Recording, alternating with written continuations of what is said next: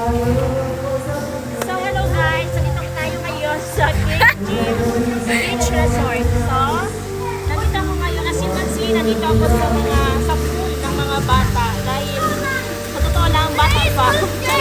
Ayaw ba? Cellphone ko. So, halika guys. Ito ba ang kanilang kuweba, kulungan. Pero ang ganda kasi, parang totoo talaga. Like, diba? Tapos makita mo sa kanila ang kuweba. Diba ang ganda? See? Did you see? Now you see.